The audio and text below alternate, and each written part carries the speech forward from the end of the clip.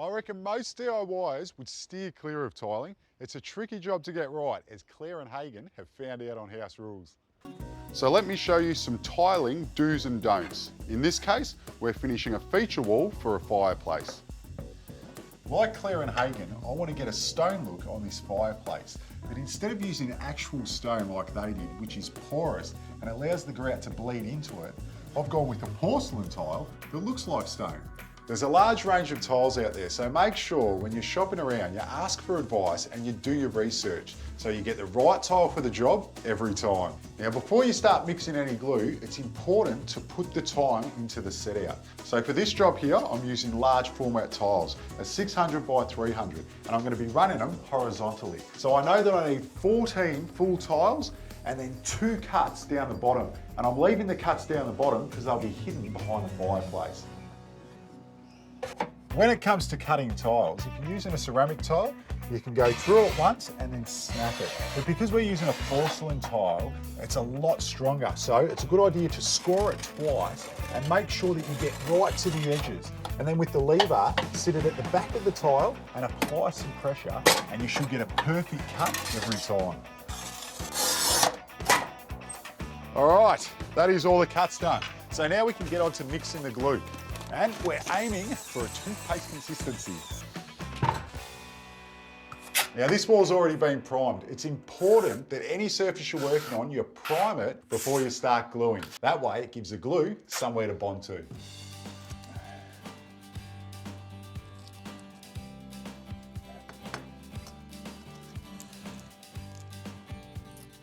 If you've ever tried tiling, the hardest thing is getting a nice level surface. Well, this leveling system takes all the guesswork out for you and gets you the perfect job every time.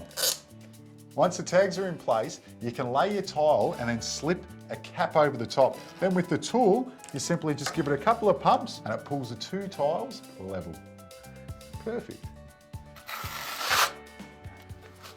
Another thing you want to remember when you're laying your tiles is to look on the back, and you'll notice that there's an arrow. You want to make sure that these are all facing the same way. That way, if there's a pattern on your tile, it will all flow in the same direction. Once the tiles are dry, to remove the caps and tags, it's as easy as putting the tool up, giving it a squeeze, and we're ready for grouting. One thing about grouting is you don't need much water, so a good tip is to use a sponge to put it in. It just makes it a little bit more controlled. And like the glue, we're after a toothpaste consistency. Yep, that seems right to me. You can see that I've tiled the floor here, and that's because this is for a fireplace, so it creates the hearth here, and I decided to continue the tiles on each side, which finishes this room perfectly. A good idea to wipe down your joins with a damp sponge just to make sure that you cleared out any excess glue that's there before you start grouting.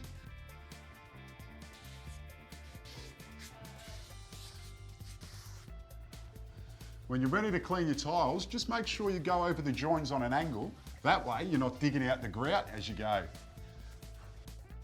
The last step is to polish the tiles with a dry cloth. Now you just want to make sure that you take your time when you do your tiling job. Get your set out right, clean out the joins, because your tiling job will end up being the hero of the room. And if you get it right, it will look like a masterpiece.